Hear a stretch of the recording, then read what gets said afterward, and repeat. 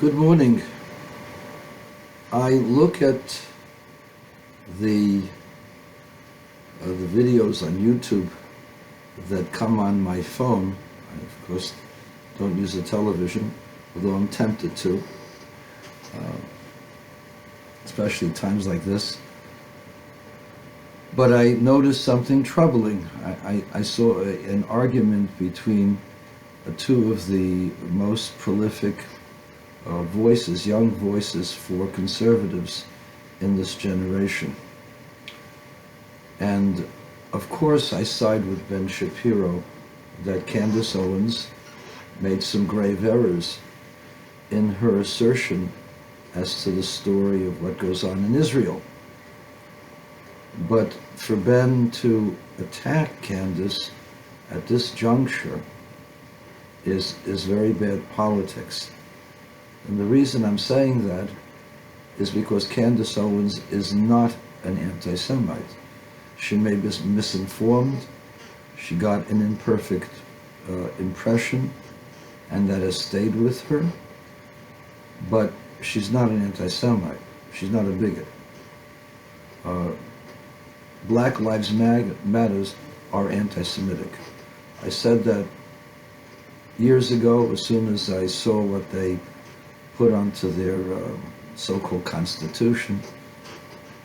When you support the Palestinian cause as a brown versus white cause, not only you're not discerning, but you're not being truthful, and you're supporting the policies of, not just the policies, the practices of the Arabs in Palestine, which are meant to murder every single Jewish man, woman, and child in that whole area. And maybe, not just maybe, in the whole world. Black Lives Matter are anti-Semites. Candace Owens is not an anti-Semite. She's poorly informed. Candace, I'm surprised at you. I know I'm just a little rabbi with a little following. Maybe my words will reach you. You said you traveled in Israel and saw the Muslim quarter and the Jewish quarter. Now let me clarify something for you. The so-called Muslim quarter was actually where Jews lived prior to 1936. The Brits took the Jews out of the so-called Muslim quarter where they lived for a century or two.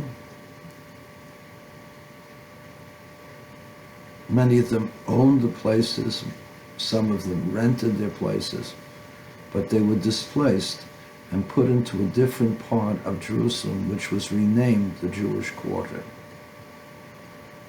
The place of the Jewish Quarter was also, besides bordering on the Western Wall, area, it was also right next to the Dung Gate. Understandably, this was not the most ideal neighborhood to live in. Where now it's called the Muslim Quarter, Jews resided. You can still see the places where there were mezuzot, Jewish religious articles on the door that they had to knock out because they were embedded into the doorpost. You can see that by the differences in the colors of the cement, Candace. It doesn't take a rocket scientist. Anybody with a brain can show you where they were. The fact is that almost 2/3 of the residents of the city of Jerusalem prior to 1948 were Jewish. And therefore they could not live in the so-called Jewish quarter. They had to live elsewhere. They were forced to congregate in large numbers, and that's why ultimately they moved to the new city neighborhoods, which were growing, which were developing at that time, which are outside the wall and were relatively unprotected. Jews had to protect themselves from Arab attacks. So the so-called Muslim quarter is not where Muslims were relegated. It's where Jews were evicted. Imagine Harlem, that all the blacks in Harlem were evicted and white supremacists were put in their place. That is what happened to the so-called Muslim quarter. The reason why there are few Jews living in the Muslim quarter, there's some who bought land there, houses there, but if a Jew would buy a home from a Muslim in the so-called Muslim quarter, that Arab would be murdered by his friends. The reason for the ghettoizing, so to speak, of the Muslim quarter for Muslims only is not because Jews don't want to live there, and it's only relegated for Muslims, is because Jews can't live there. They can't buy houses there. And if they buy houses there, they need a lot of protection. There's about 30, 40 Jews living in a neighborhood outside the Dung Gate. I believe it's near the south end of the old city, of the wall of the old city. It's right next to what is called Ir David, David's city, which lies outside the borders of the Holy Mount, the Temple Mount. And this area, of course, was David's city. David, of course, was not an Arab, was a Jew, a Yehudi. And his palace was discovered in that general area. And these 30 or 40 hardy families have to have 24/7 protection so that their neighbors will not infiltrate there and murder them and their children. So Jews tend not to want to live in the so-called Arab areas, not because the Arab areas is a place for second-class citizens, but rather if a Jew dared to live there, he would be exterminated.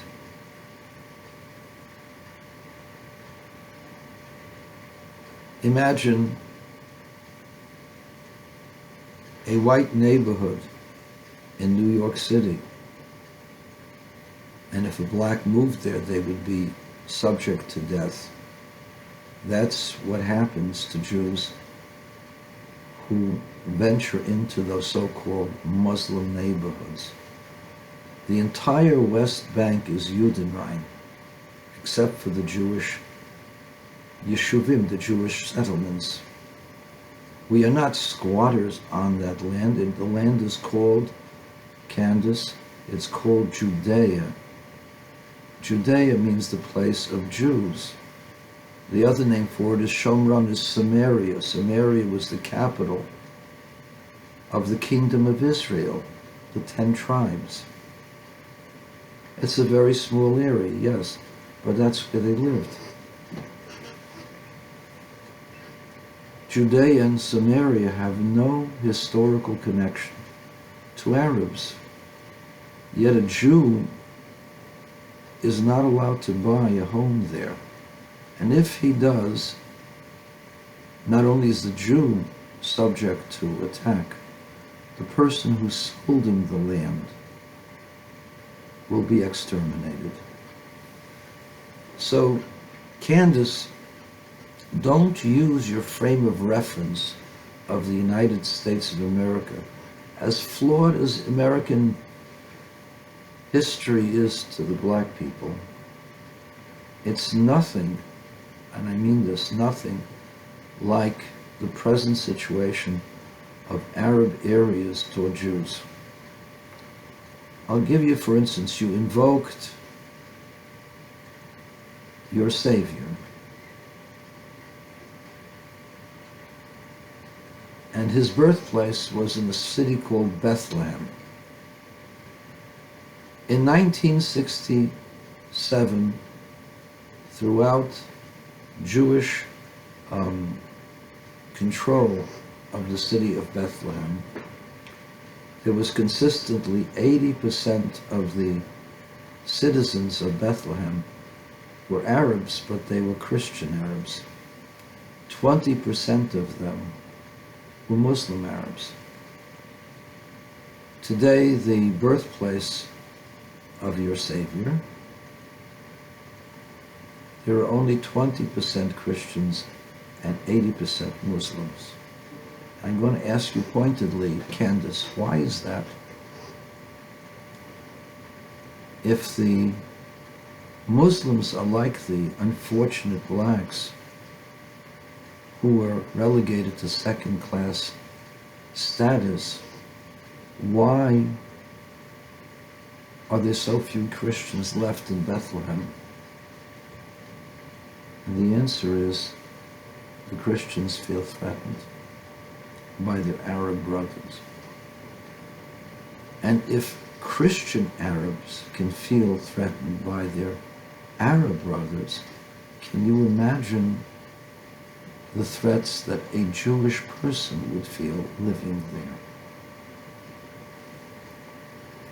And I say this in sadness because we Jews have a history of Bethlehem. Bethlehem isn't just a city that became to exist 2023 or 2027 years ago. Bethlehem is the birthplace of King David, who is the source not just of the Psalms, but the source of Jewish monarchy, the source from whom the Messiah will come. The reason why you call him your Savior is because you believe he's the Messiah coming from King David, who was born in Bethlehem. And Bethlehem was a city almost 400 years, or more than 400 years, before King David was born. So I'm saddened at your ignorance. I'm saddened at the way you make your decisions and you make your associations. I know that you're not an anti-Semite. I've heard you before. You're charming, you're clear, you're understanding. But these mistakes are horrific mistakes. They indicate a certain, superficiality with facts. You can't be superficial with your facts. I know that that's hard to do because you are a quick study and you relegate certain things based upon certain images or models that you have in your own mind. That's how most of us function. But the truth of the matter is that there would be tens of thousands of Jews who would live in the so-called Muslim Quarter. In fact, most of the Muslim Quarter is really owned by Jewish people whose houses were taken away from them.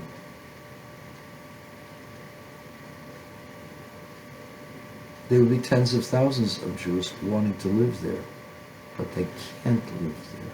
It isn't that the Jews are relegating the Arabs to a bad neighborhood. It's the Arabs not allowing the Jews in. The function of a dirty neighborhood versus a clean neighborhood, I don't know what you saw, so I can't comment.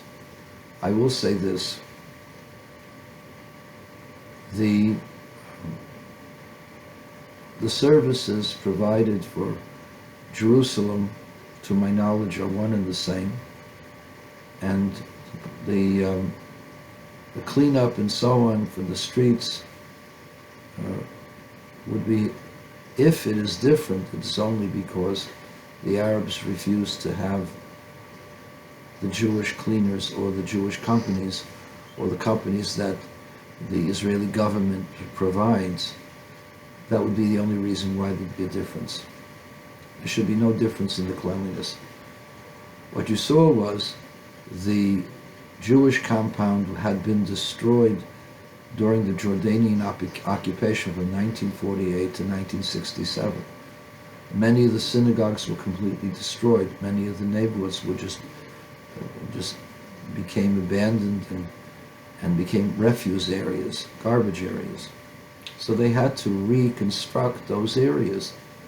Of course, new construction looks cleaner than old construction. But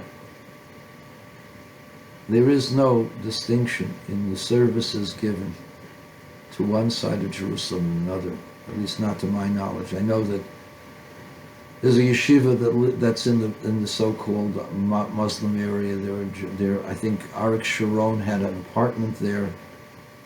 I'm sure that he would not have settled for a dirty street. It just doesn't happen. It didn't happen.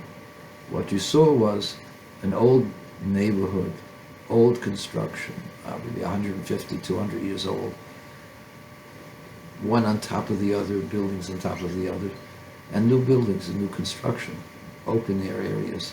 So that's going to look cleaner, look nicer, but there's really no difference. And as I told you, I would be one of the first to want to move to the so-called Muslim quarter. I would be attacked the minute I got there. If an Arab person would have been stupid enough to sell to me, they would be dead. And that's the reality, Candace.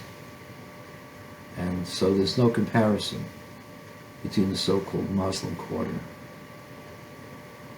and ghettos in the south of Jim Crow.